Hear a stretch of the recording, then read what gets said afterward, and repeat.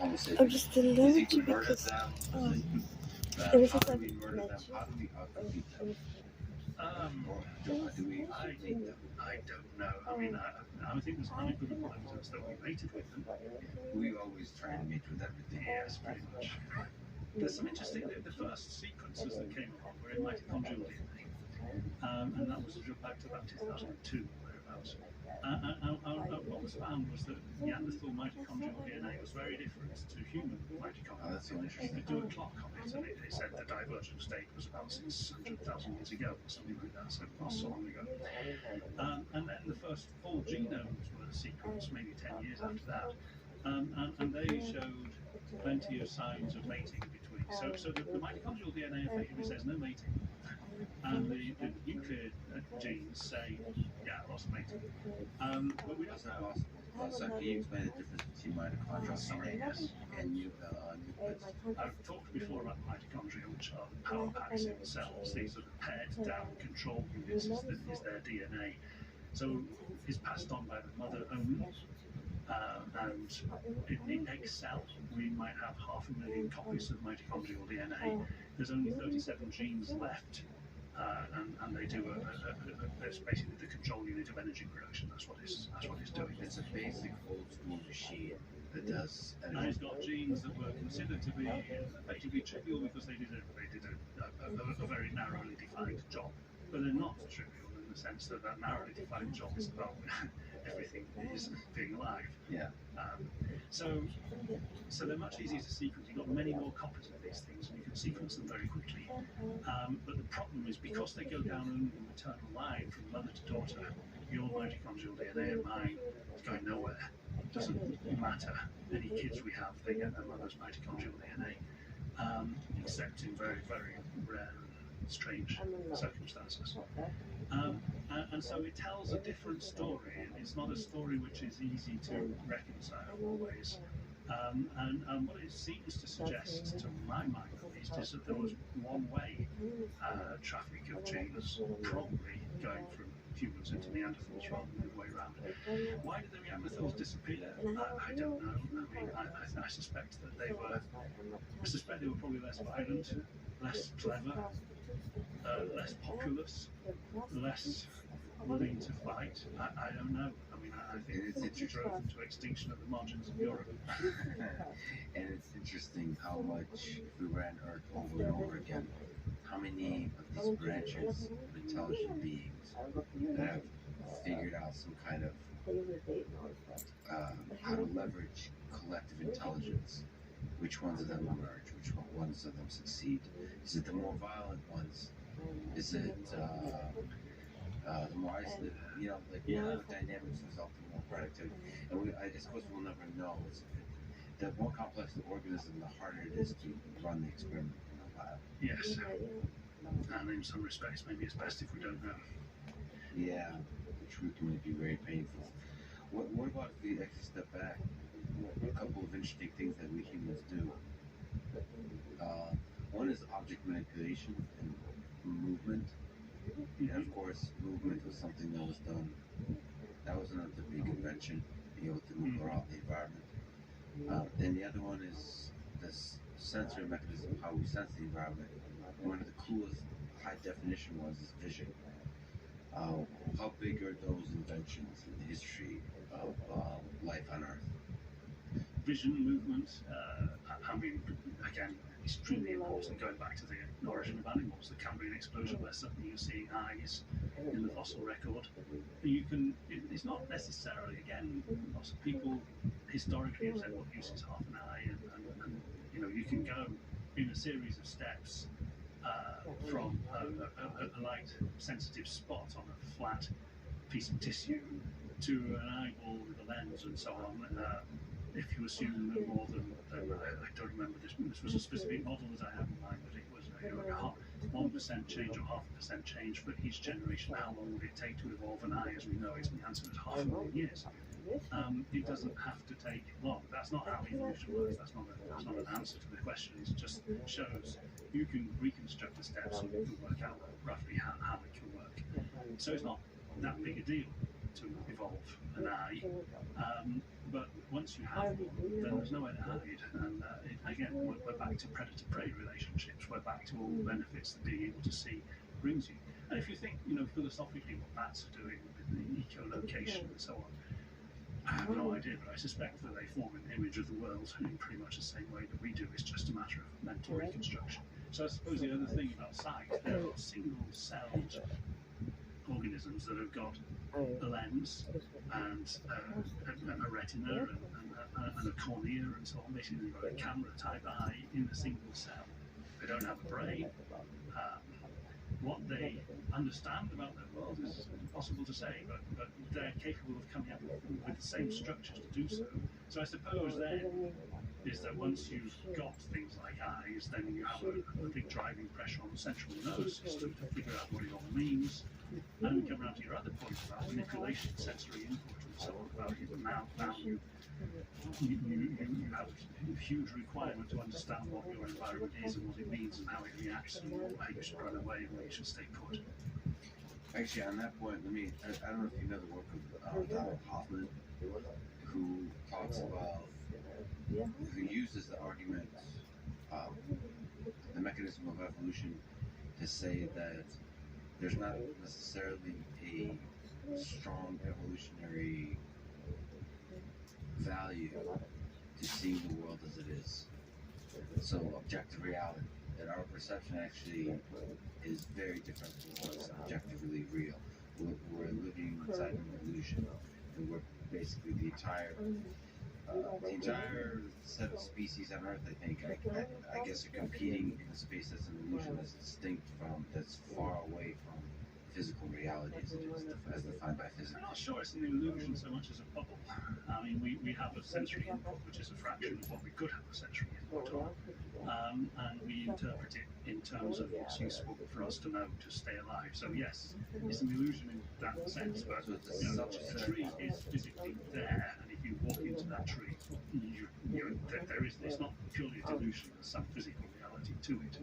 So it's a sensory slice into reality as it is, but because it's just a slice, you're missing the big picture. But he says that slice doesn't necessarily need to be a slice. It could be a complete fabrication that's just consistent amongst the species, which is an interesting, or at least it's a humbling realization that our perception is limited and our cognitive abilities are limited. And at least to me, his argument from evolution, I don't know how strong that is as an argument, but I do think that life can exist in the mind.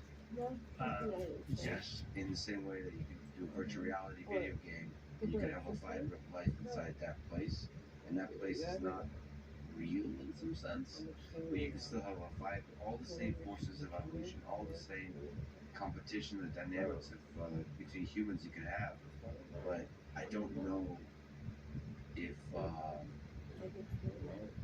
don't know if there's evidence for that being the thing that happened on Earth. It seems that Earth. I think in either environment, I wouldn't deny that you could have exactly the world that we talk about, and it would be very difficult to, the idea in Matrix movies and so on, that the whole world is completely a construction. And we're fundamentally deluded. It's difficult to say that's impossible or couldn't happen, and certainly we construct in our minds what the outside world is, but we do it on input, and that input, I would hesitate to say is not real, because it's precisely how we do understand the world. We have eyes, but if you keep someone, apparently this kind of thing happens, someone kept in a dark room for 5 years or something like that, they never see properly again, because the neural wiring that underpins how we interpret vision never developed. You watch a child develop, it walks into a table, it bangs his head on the table, it hurts. And now you've got two inputs. You've got one pain from this sharp edge, and two, you've touched it to realise it's there, it's a sharp edge, and you've got visual input, and you put the three things together and think, I want to walk into a table again. So you're learning, and it's a limited reality, but it's a true reality, and if you don't learn that properly, then you will get eaten, you will get hit by a bus, you will not survive. And same if you're in some kind of let's say computer construction reality.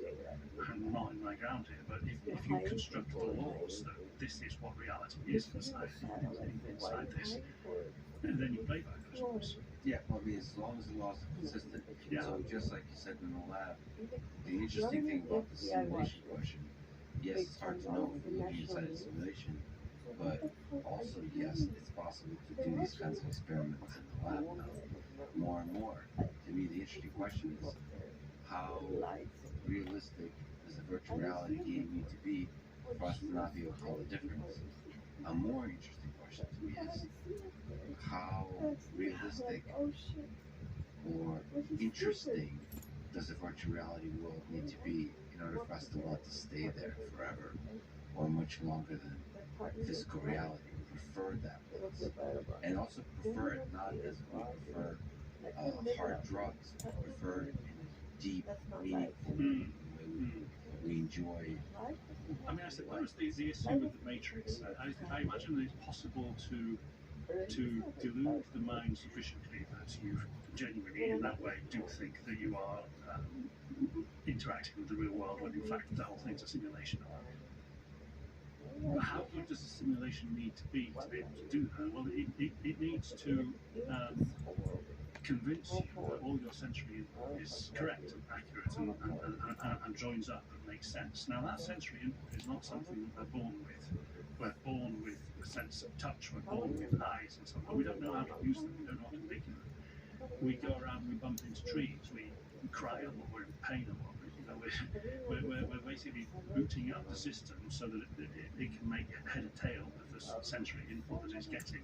And that sensory input's not just a one-way flux of things, it's also you have to walk into things, you have to hear things, you have to put it together.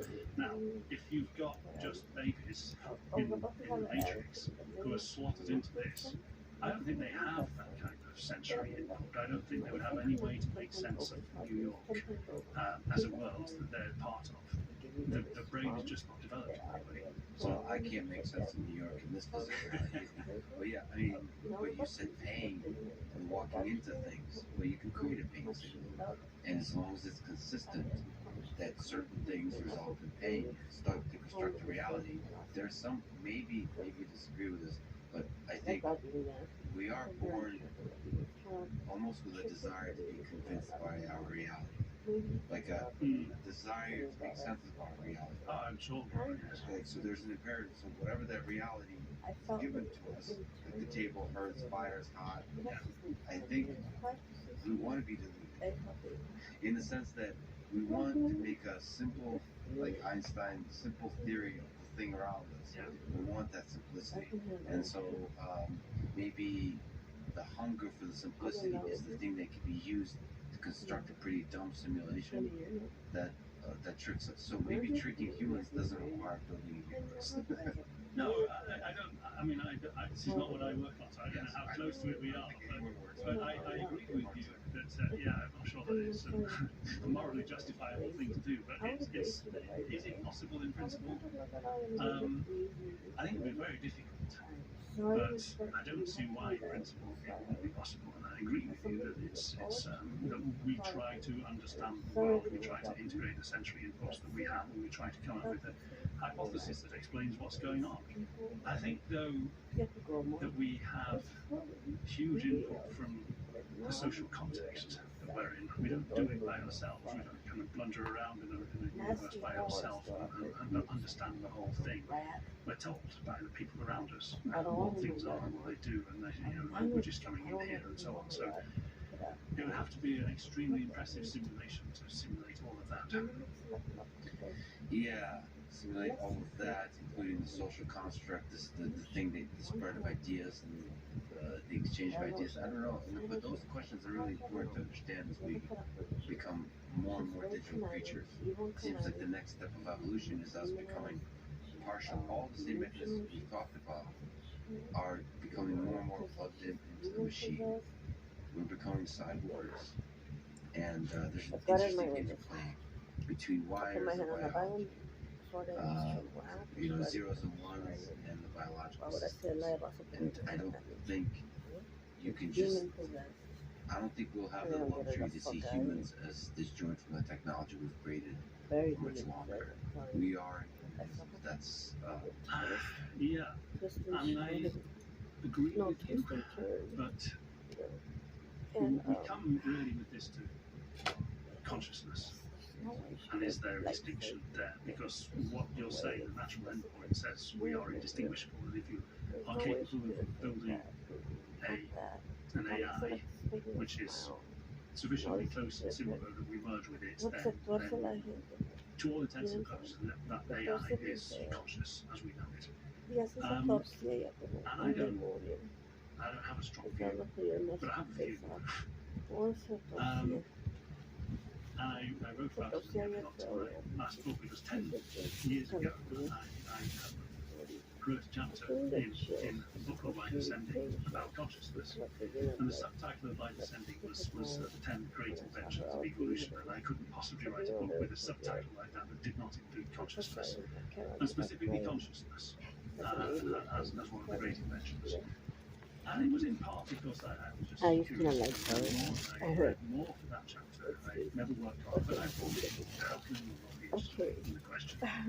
And I was left with the feeling she's A, demonized, nobody baby. knows, and I B, should have at least there called are it two something main beyond schools of demonized, thought you know? out there But she don't with care. a big kind of skewed distribution. One of them says, oh, it's a property of matter. It's an unknown law of physics. Life. Pan psychism, everything is conscious. The sun is conscious. It's just a matter of, or a rock is conscious. It's just a matter of how much. And I find that very persuasive. I can't say that it's wrong. It's just that I think we somehow can tell the difference between something that's living and something that's not. And then the other end is it's an emergent property of a very, very complex central nervous system. And I never quite understand what people mean by words like emergence. There are genuine examples where people very often tend to use it to plaster over ignorance. As a biochemist, the question for me then was, okay, it's a concoction of a central nervous system. A depolarizing neuron gives rise to a feeling of pain, or to a feeling of love, or anger, whatever it may be. So what is then a feeling in biophysical terms in the central nervous system? Which bit of the wiring gives rise to? And I've never seen anyone answer that question in a way that makes sense to me. and that's an important question to answer. I think if we want to understand consciousness, that's the only question to answer. Because certainly an AI is capable of outthinking, and it's only a matter of time. Maybe it's already happened. In terms of just information processing, computational skill, I don't think we have any problem in designing a mind which is at least the equal of the human mind. But in terms of what we value the most as humans, which is to say our feelings, our emotions, our sense of what the world is in a very personal way, that I think means as much or more to people than their information processing. And that's where I don't think that AI necessarily will become conscious, because I think it's the property of life. Well, let's talk about it more. You're an incredible writer, one of my favorite writers. So let me read from your latest book, Transformers, what you write about consciousness. I think, therefore I am, that Descartes is one of the most celebrated lines ever written. But what am I exactly? An artificial intelligence can think too, by definition, and therefore is. Yet few of us could agree whether AI is capable, in principle, of anything resembling human emotions, of love or hate, fear and joy, of spiritual yearnings for oneness or oblivion, or corporeal pangs of thirst and hunger. The problem is we don't know what emotions are, as you were saying. What is the feeling in physical terms? How How does a discharging neuron give rise to a feeling of anything at all? This is the hard problem of consciousness, the seeming duality of mind and matter, the physical makeup of our innermost self. You can understand the principle of how an extremely sophisticated parallel processing system can be capable of wondrous feats of intelligence, but you can't answer in principle whether such a supreme intelligence would experience joy or melancholy. What is the quantum of solace? Speaking to the question of emergence, there's just technical. There's an excellent paper on this recently about the this kind of phase transition, emergence of performance from neural networks on problem of NLP, natural language processing. So language models. There seems to be this question of size. At some point, there is a phase transition as you grow the size of the neural network. So the question is, that's sort of somewhat of a technical question that you can philosophize over. The technical question is there a size of the neural network that starts to be able to form the kind of representations that can capture a language and therefore be able to, not just language, but linguistically capture knowledge that's sufficient to solve a lot of problems in language, like be able to have a conversation. And there seems to be not a gradual increase, but a phase transition. And you're trying to construct the science of where that is. Like, what is a good size of the neural network? And why does such a phase transition happen? Anyway, that sort of points to emergence. Like there could be stages where a thing goes from being, you're very intelligent toaster, to a toaster that's feeling sad today and turns away, looks out the window, sighing, having an existential crisis. Thinking of Marvin, the paranoid android. Well, no, Marvin is simplistic because Marvin is just cranky. Yes. He's just So easily programmed. Yeah, easily programmed, non-stop existential crisis. You're almost basically, notes from underground, but this escalates. Just constantly complaining about life.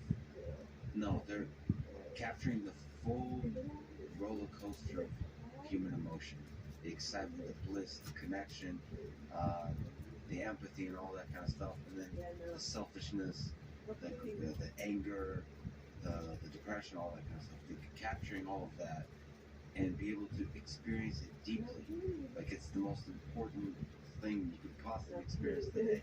The highest highs, the lowest lows. This is it. My life will be over. This, I cannot possibly go on. That feeling, and then like after a nap, you're feeling amazing. That might be something that emerges. So why would a nap make an AI being feel better? First of all, we don't know that for a human either, right? But we do know that that's actually true for many people. Much of the time, maybe you're depressed, you do in fact feel better. So, you are actually asking a technical question there. So there's a biological answer to that. So the question is whether AI needs to have the same kind of attachments to its body, bodily function, and preservation of the brain's successful function,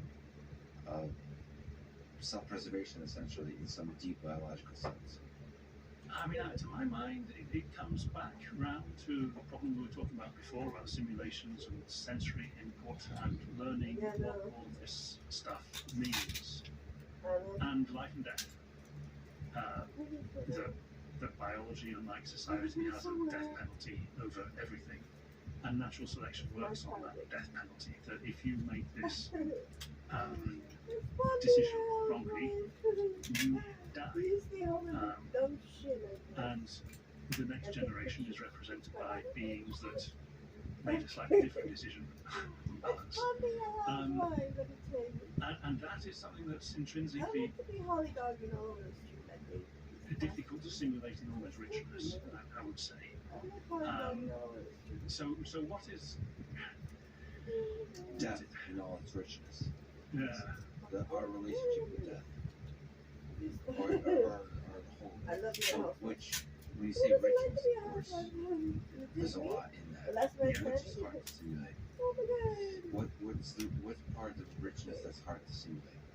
I suppose the complexity of the environment and your position in that, or the position of an organism in that environment, in the full richness of that environment, over its entire life, over multiple generations, with changes in gene sequence over those generations, Yeah, slight no. changes in the makeup of those individuals over generations.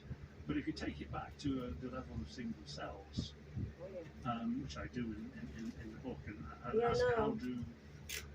how does a single cell in effect know it exists as a unit, as an entity? I mean, no, in inverted commas, obviously, it doesn't know That's a good anything. question. But it acts as a unit, and it acts with astonishing I know. precision as a unit. And I had suggested that that's linked to the electrical fields on the membranes themselves, and that they give some indication of how am I doing in relation to my environment as a kind of real-time feedback on the world. And this is something physical I know. which can be selected over generations, that if you get this wrong, Yeah, no. it's linked with this set of circumstances that I've just wiped out. As an individual, I have a moment of blind panic and run. As a bacterium or something, you have some electrical discharge that says blind panic, and it runs, whatever it may be. And you associate over generations, multiple generations, that this electrical phase that I'm in now is associated with a response like that. And it's easy to see how feelings come in through the back door with that kind of giving real-time feedback on your position in the world in relation to how we're doing. And then you complexify the system. Yes, I have no problem with phase transition. Can all of this be done purely by the language, by the issues with how the system understands itself? Maybe it can. I honestly don't know. But the philosophers for a long time have talked about the possibility that you can have a zombie intelligence, and that there are no feelings there, but everything else is the same. I mean, I have to throw this back to you, really. How do you deal with the zombie intelligence? So, first of all, I can see that from a biologist perspective, you have to think of all the complexities that led up to the human being. The entirety of the history of 4 billion years, that in some deep sense integrated the human being into this environment. And that dance of the organism and the environment, you could see how emotions arise from that, and their emotions are deeply connected to creating a human experience. And from that, makes consciousness, the fullness. Yeah. But from a perspective of an intelligent organism that's already here, like a baby that learns, it doesn't need to learn how to be a collection of cells or how to do all the things it needs to do. It's the basic function of a baby as it learns is to interact with its environment, to learn from its environment, to learn how to fit in to the social society, to the basic response to the baby is to cry a lot of the time. cry, to convince the humans to protect it, or to discipline it, to teach it, to whatever. I mean, we've developed a bunch of different tricks, how to get our parents to take care of us, to educate us, to teach us about the world. Also, we've constructed the world in such a way that it's safe enough for us to survive in, and yet dangerous enough to learn the valuable lessons. Like the tables are still hard corners, so you can still run into them and it hurts like hell. So AI needs to solve that problem, not the problem of constructing this super complex organism that leads up essentially to run the whole, to make an apple pie, to build the whole universe, that you need to build the whole universe. I think the zombie question is it's something I would leave to the philosophers.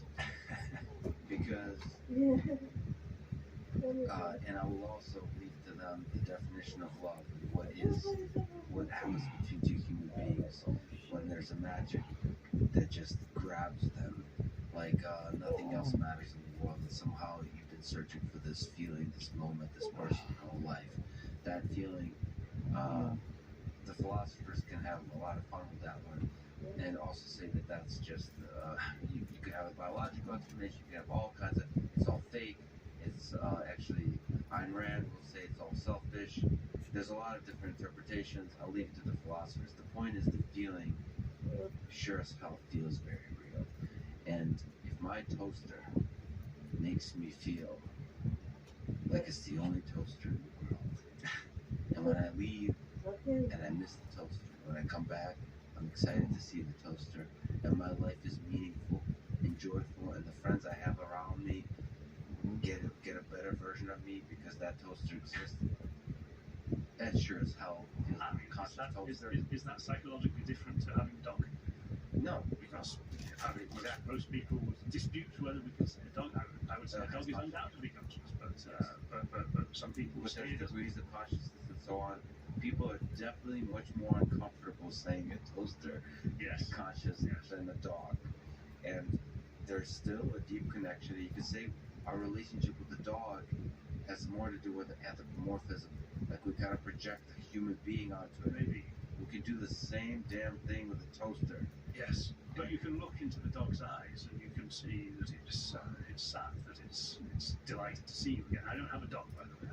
It's not that I'm a dog And the person. dogs are actually incredibly good at using their eyes They, to just that. they are. Now, I don't imagine that a dog is remotely as close to being intelligent as an AI intelligence, but it's certainly capable of communicating emotionally with us. But here's what I venture to say. We tend to think because AI plays chess well Yeah. and is able to fold proteins now well, that it's intelligent. I would argue that in order to communicate with humans, in order to have emotional intelligence, it actually requires another order of magnitude of intelligence. I'm bouncing my It's big not tits easy around. to be flawed. Solving a mathematical puzzle is not the same as full complexity through the human interaction. That's actually, we humans just take for granted the things we're really good at. Non-stop people tell me how shitty people are at driving. Humans are incredible at driving. Bipedal walking, object manipulation. We're incredible at this. And so people tend to Discount the things we all just take for granted. and one of those things that they discount is our ability, the dance of conversation and interaction with each other. The ability to morph ideas together. The ability to get angry at each other and then to miss each other. Like to create a tension that makes life fun and difficult and challenging in a way that's meaningful. That is a skill that's learned. And the AI would need to solve that I problem. mean, in some sense, what you're saying is AI cannot become meaningfully emotional, let's say, until it experiences some kind of internal conflict that is unable to reconcile these various aspects of reality or its reality with a decision to make. And then it feels sad necessarily because it doesn't know what to do. I certainly can't dispute that. That may very well be how it works. I think the only way to find out is to do it.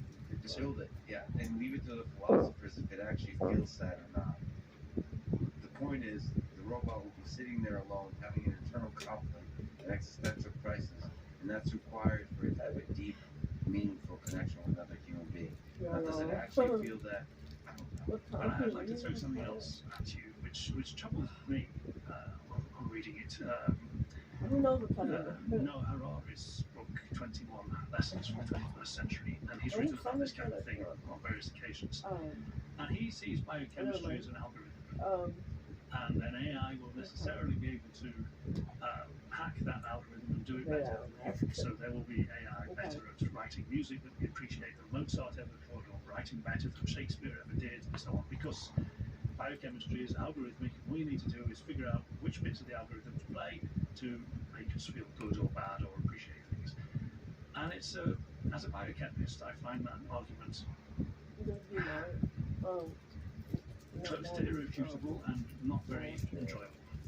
I don't like the sound of it. That's just my reaction as a human being. You might like the sound of it because that says that AI is capable of the same kind of emotional feelings about the world as we are, because the whole thing is an algorithm, a programmed algorithm, and there you are.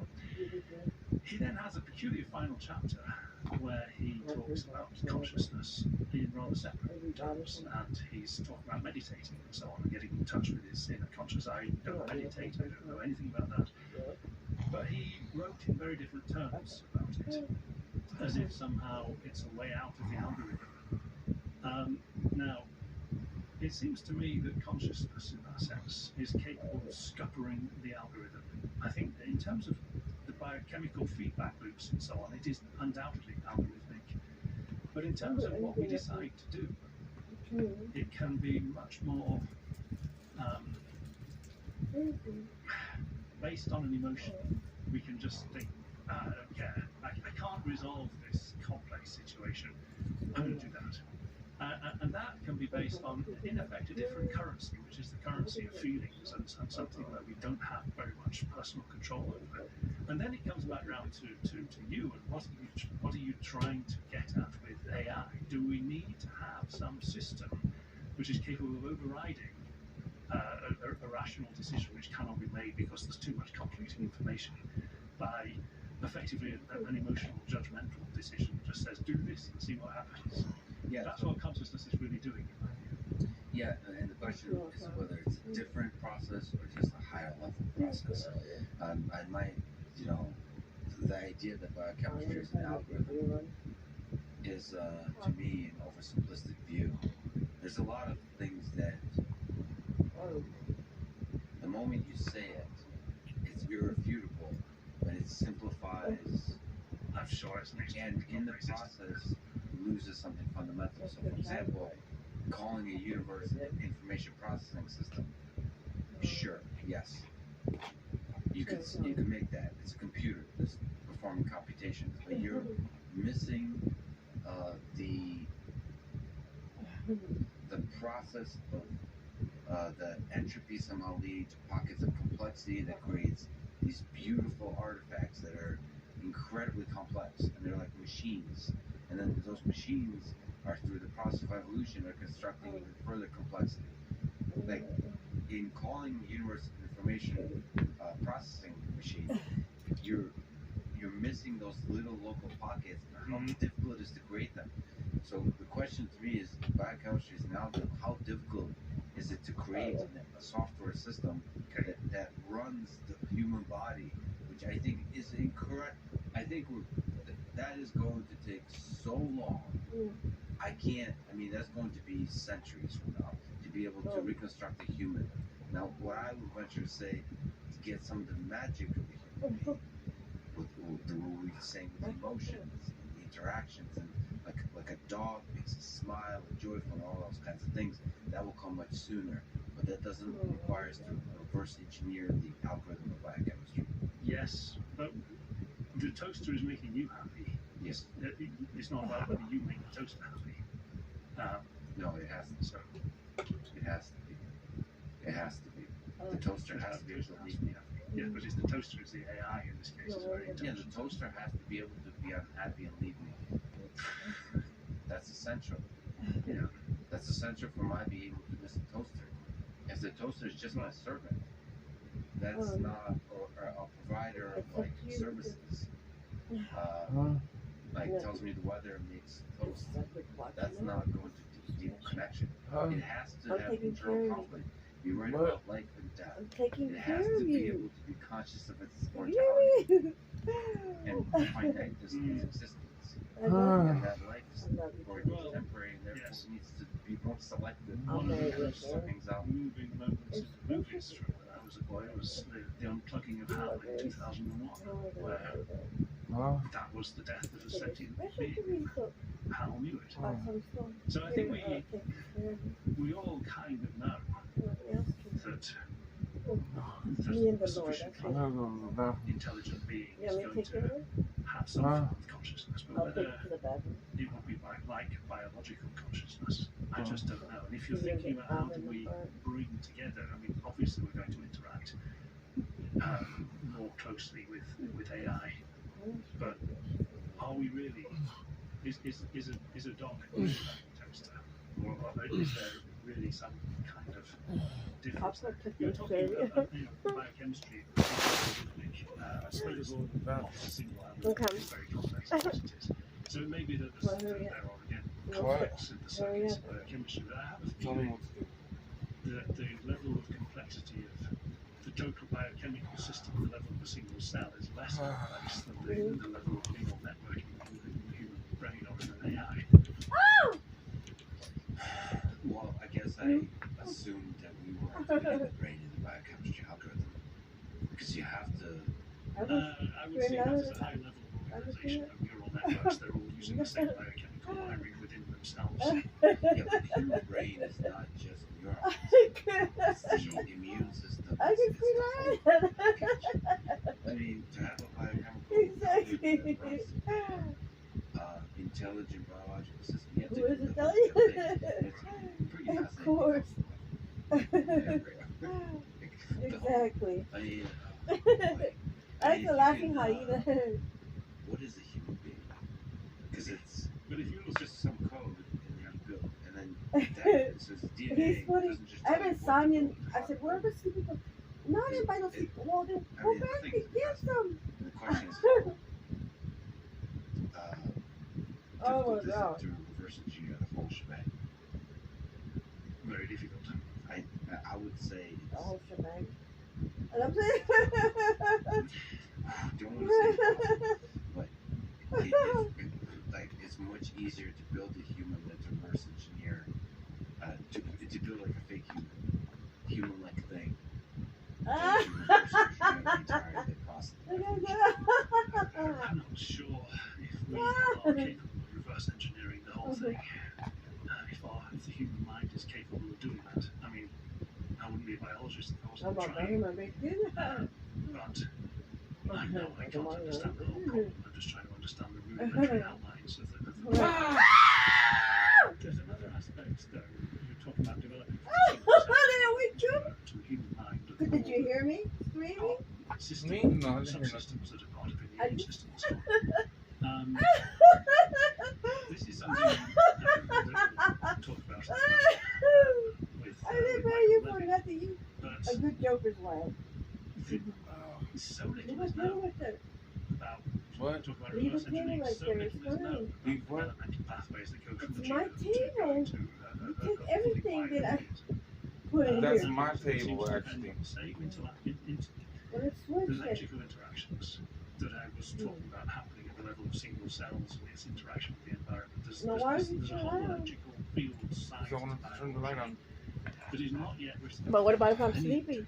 textbooks, which is about how does the embryo develop into a single cell. Can I go through now Yes. without getting tripped? What defines the head, what defines the immune system, what defines the brain, and so on. That really is written in a language that we're only just You're beginning to funny. understand. Frankly, biologists, most biologists, You're are still not. very reluctant to even Can I drink get some of that? themselves tangled up in questions Fuck no. like electrical fields influencing development. Can I drink some It of it? seems like No, it has poison in it. biologist, and it should not be because this is the 21st century biology. I This want is where Chris it's said, going. can I drink? But we're not going to reverse No, engineer that's a human what- being or the mind or any of the subsystems until we understand how this Okay, developmental wait, process I how said don't electricity drink and it. biology It's mine. works. And if it is linked with feelings and with consciousness and so on, I'm sorry. that's the start. I'll get it back to In the you. meantime, we have to try. But I think that's where the answer Hmm. lies. Pineapple So you something. think it's possible that the key to things like consciousness or some of the more tricky aspects of cognition might lie in that early development, the interaction of Cognition. electricity and biology. Mm. You don't even know what that word means. It means that you're alert. Cognitive. I love you too.